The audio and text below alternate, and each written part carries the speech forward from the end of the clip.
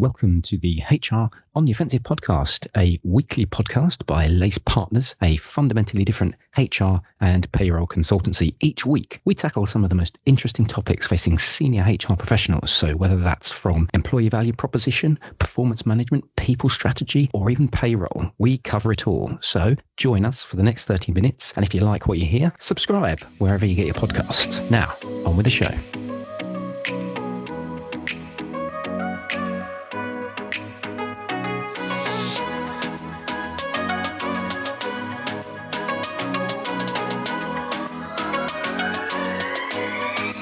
Good morning, good afternoon, and good evening, and welcome to the latest HR on the Offensive podcast. It's me, Chris Howard, joining you as always for our pod that we love to give to you, wonderful listeners. And please, if you have any questions you want to ask us or get us to ask any guests, or if you've got any guests that you'd like to recommend, please feel free to reach out. Now, today's podcast, I've called it the Global Skills Map, Navigating Cultural Nuances in Talent Acquisition. But it's going to be a bit of a two-parter because the first part, we're going to get a Director of Talent Acquisition, Monika Lubczak. She has written a book called Shortlisted for a Better Life. So we're going to talk a little bit around that in the context of perhaps our Becoming Skills Powered campaign and a couple of other areas around global talent acquisition and some cultural differences we see as well. I always love to have a co-host, a partner in crime, and that person today, of course, because it's skills related, has got to be the effervescent Pavan Bilkhoo. How are you doing, Pav? Oh, thank you. I am doing very well. It's sunny outside. I'm looking forward to the weekend. More importantly, you're looking forward to podcasting with me and Monika, right? Very much so. Shall we get our guest on and say hello? Let's do it.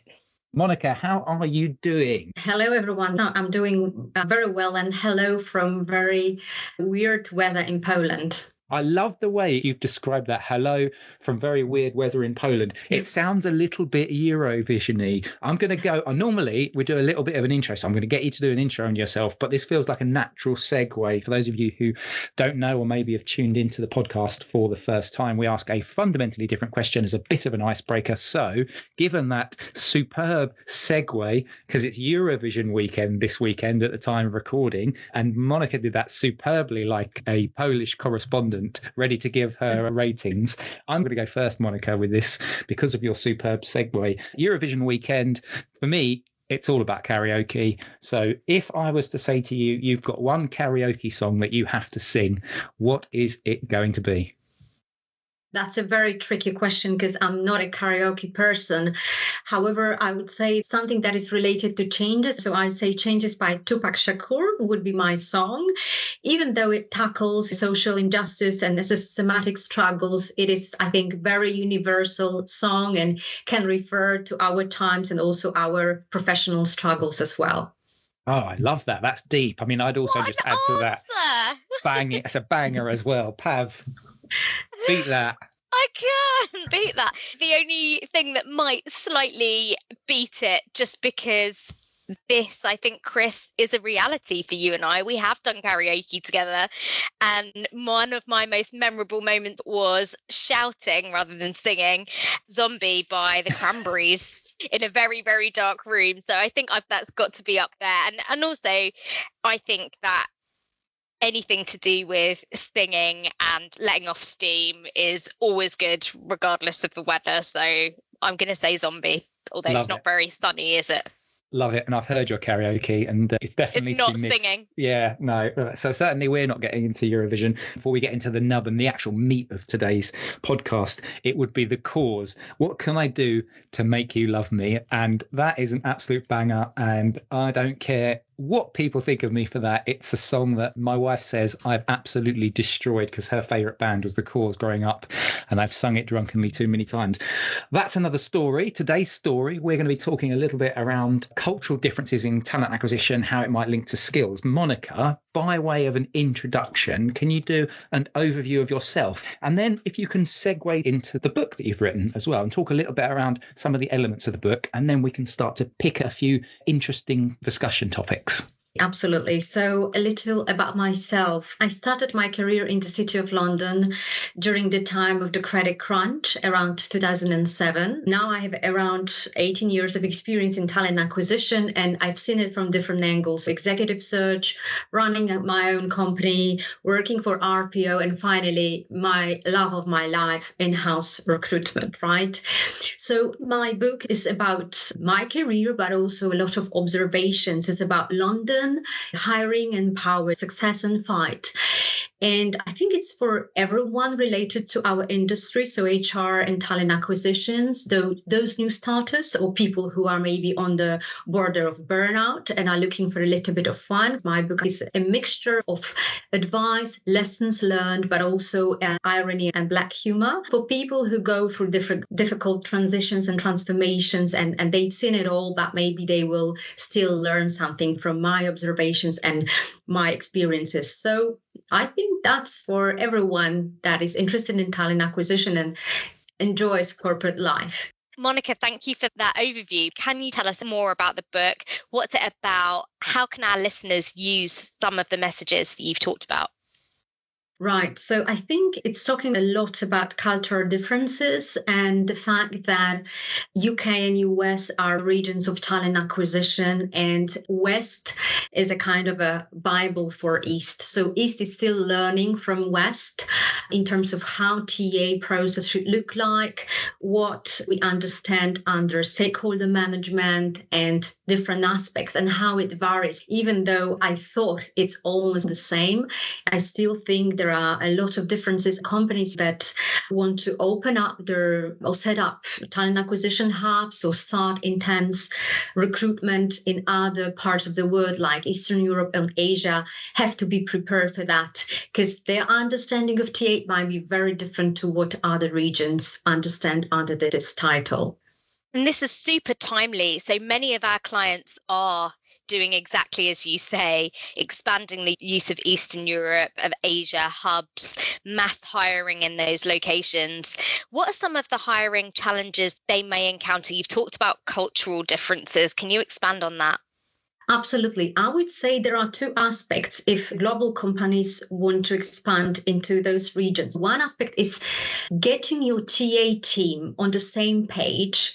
Very often, global heads are based in US or UK. Their main mandate is to create a new team of TA in those locations and then start recruiting for the company in those regions. So start with your own team. Make sure they have the same understanding of stakeholder management. Why? In the majority of companies in Eastern Europe and Asia, they still see talent acquisition as execution function, absolutely not strategic. So anything that will come from TA would need to be something that was exactly requested by hiring managers. There's no space for negotiations, for challenging, for advising on the market. No, it's just a little bit like service to the business without a question. Prepare your team that this kind of assertiveness and challenging sometimes business decision is critical, because the hiring manager wants to hire certain skills in Hungary. This skill set does not exist, but in the neighboring country, you'll get it easily. So it's worth challenging that at the very beginning, because you save a lot of time and money. The other aspect is sourcing. Sourcing is extremely neglected, and we need to understand that in certain countries, without advanced sourcing methods and old school headhunting, you will not be able to get any good candidates. So it means that your talent team will be telling you there's no talent on the market. It is, but they are not able to identify.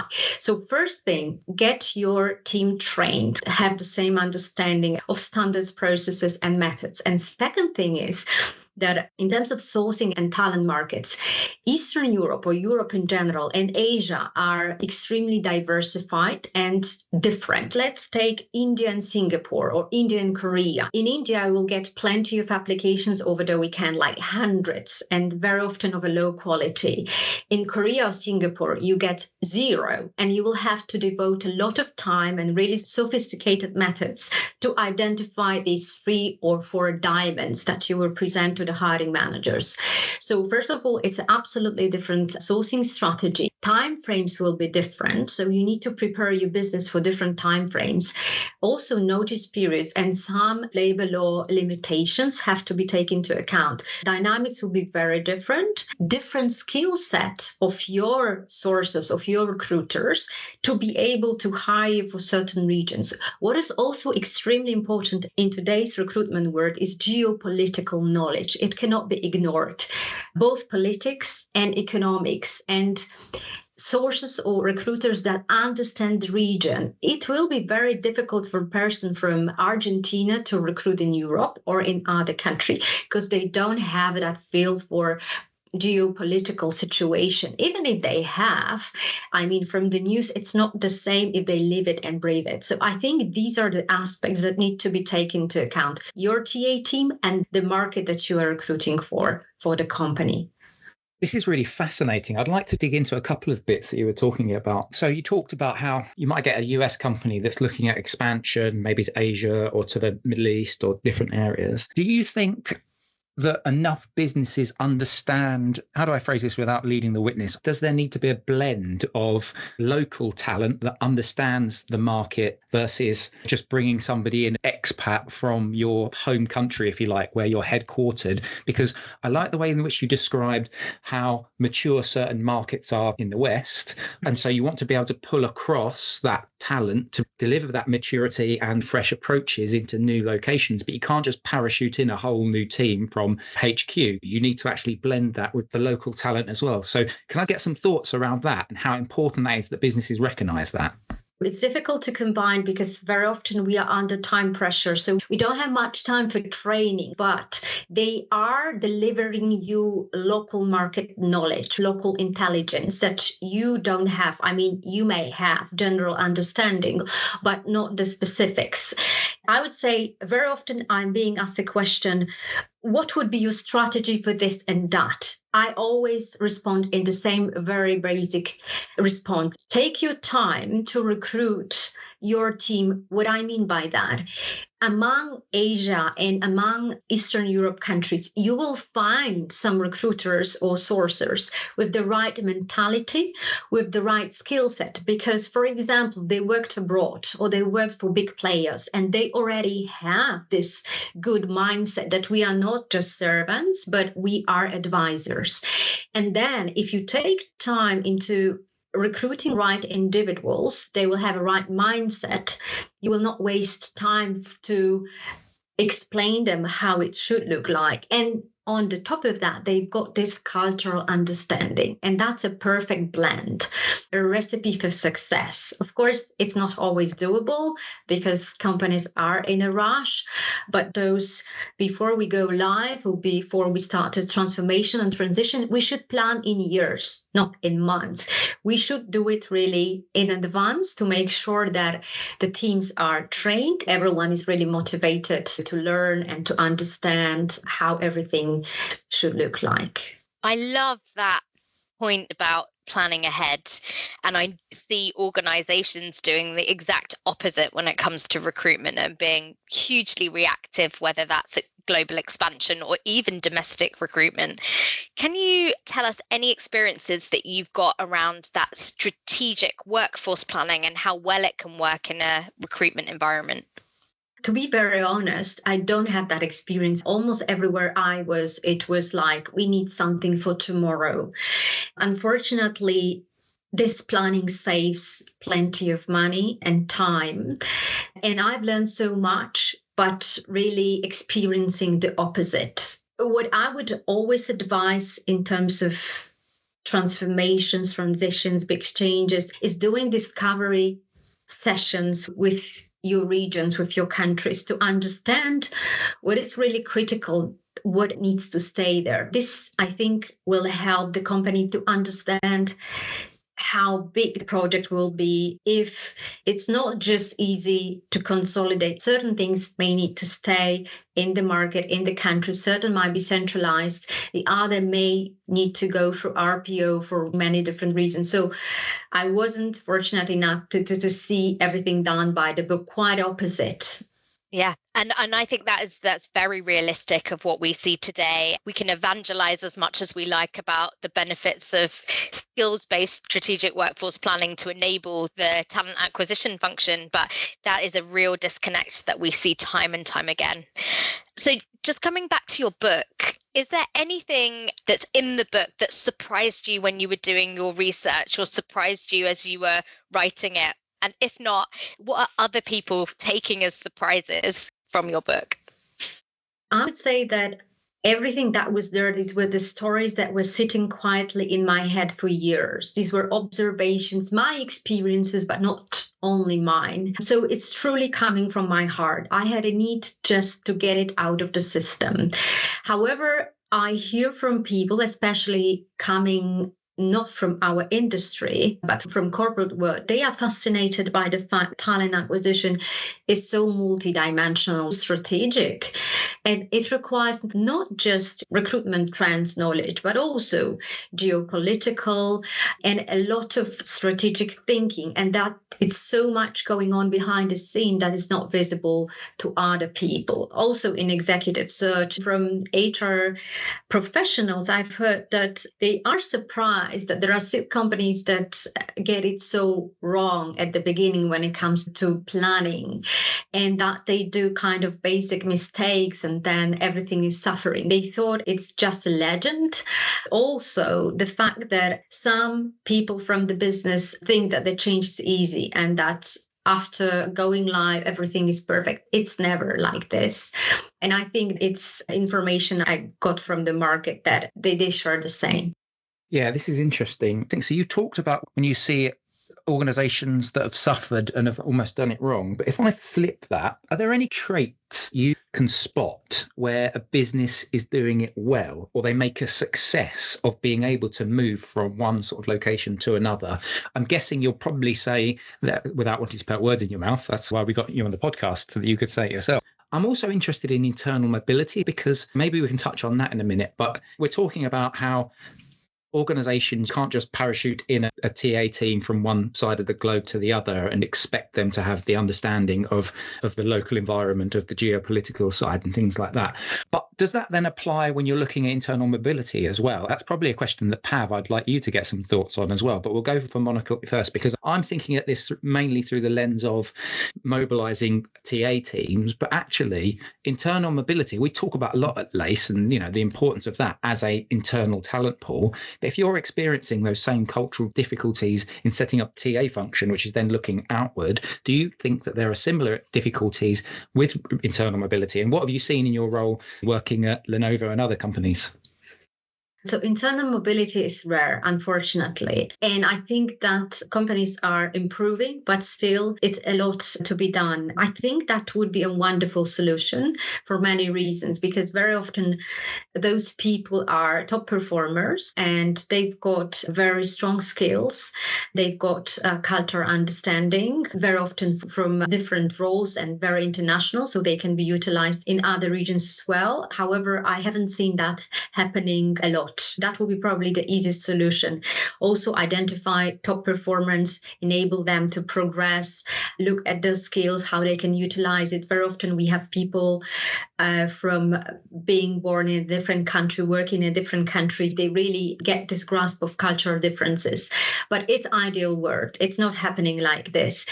What I would just say that in terms of transformations, if the company has gone through any kind of transformation in a different department, they are much wiser. They have their lessons learned and they are much more open-minded. They prepare themselves better for another transformation. However, I think the biggest challenges that companies have are those companies that consist of people that never been elsewhere, that they have been with the company for 20 years, never seen different reality. And they think that transformation is probably easy. And the second thing, it's that it's perfect. It's not. Therefore, they hire people from external companies, but very often these are consultants. They come in and go away. I think it's challenge is different for different companies. I've seen smaller companies that do it really well. It's less bureaucracy, things are more dynamic, and they have very often very diversified environments. They hire people from different backgrounds, they hire people from different organizations, and they are really not afraid of changes. I think it's going better. I would say that dinosaurs and skeletons have a bigger challenge than the smaller, more dynamic firms. But this is just my observation. Pav, I'm interested in your view on that internal mobility, Christian, so far away. There are, in my experience, some standout type organizations that do internal, and really I'm talking about global mobility at scale. They are typically oil and gas environments because they prioritize people's versatility, understanding of cultural changes, and are willing to invest in it. These things are often neglected because it is costly to move people to different places for periods of time and find them jobs, and then find them jobs when they come back. It's a costly process. But I would say oil and gas does this well, to the point where I've worked with big government departments trying to learn from those oil and gas companies. That being said, it is still a closed process. It is people who are actively volunteering for those opportunities to learn and be part of, as Monika says, those transformation opportunities. And it's really that drives people to try out a new location and learn. But I do think we need to expand that. We need to scale it and stop looking at this as just global mobility. There are cultural nuances that we'll understand and learn from that are between functions, that are cross-brand if you are lucky enough to work for a large organization. I think that we are better employees, better workers, better humans if we start to change and learn from our working day how different people work together. I think it's the only thing that's going to help us when it comes to AI taking our jobs, is our human bits.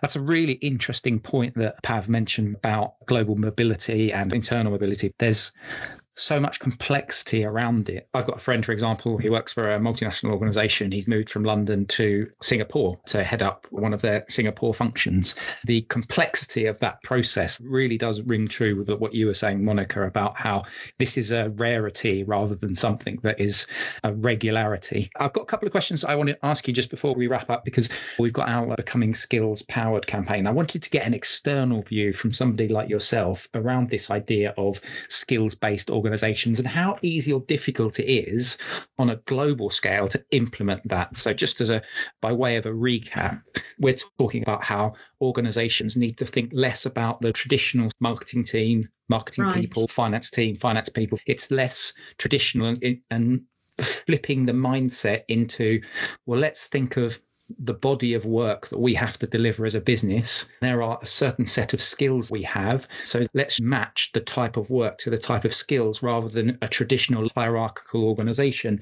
I want to get your view on that, particularly from what I'm hearing in some of the cultural differences between organizations on a global scale. How easy or difficult do you think it is for organizations to pivot that mindset?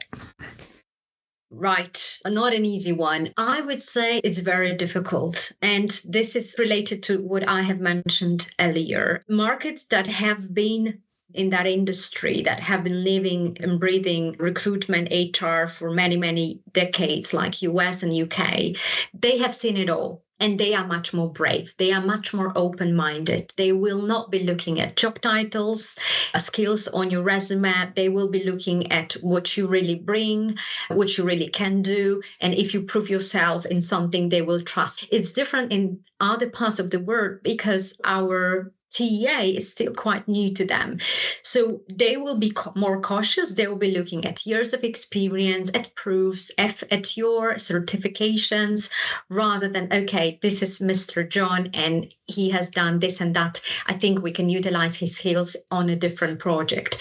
So I think it's a matter of convincing and working with other countries to be more relaxed and open-minded. And I can see that in skills-based hiring and in other areas, innovations as well. So everything is coming slowly from west to east. The more we talk about it, the more examples we have, the better, right? But it takes time. And of course, it's not for all organizations. It's absolutely not an easy thing to do. 100%. So a little bit more to go is what I'm hearing in terms of the propensity of businesses to do that. I've got one final question as we wrap up for today. Let's bring it back to where we started, which was talking about your book. If there's one piece of advice or nugget of information that you'd like readers to take away from the book, it's this. What would it be? I think that underestimation of recruitment and talent acquisition as a kind of transactional role execution function. I think that the big message for me is that it's really multi-dimensional career that can be tackled from different angles. And in today's world, it requires knowledge from different areas. So if you are thinking about if that's a career for me, I think there are a lot of things to be taken into consideration, and that you can make your career very colorful, very interesting, very exciting. And you can, in today's world, you can really be in touch with many other countries, many other cultures. So that's a really interesting role. And I don't think that AI will really threaten us because it's still so imperfect. And it is probably one of the few areas that needs a real human touch. So that would be my message. Love it. Absolutely love it. That is the end of the podcast. And it's been a really interesting one. This is a fascinating topic. This is a topic that, Pav, you and I absolutely love. It's something that I certainly think we should be exploring more. And we do explore more as part of our Becoming Skills Powered campaign. So if you want to check that out, you can, of course, access that on the LACE website. If you go to the initiatives page, and then one of the sub pages there under campaigns is Becoming Skills Powered. But for me, and from Pav, thank you very much for joining me. Thank you. And Monika, great to hear you talk about your book and talk a lot around skills and the impact of skills on the global workforce as well. So thank you very much for coming on. It's been a pleasure. Thank you. If you like this podcast, please give us a rating, give us a 5-star review. If you don't like it, just don't put anything on there. Just leave it. That's fine. We're absolutely fine with that. But I hope you've enjoyed watching, listening, and we'll catch you on the next one. Bye-bye.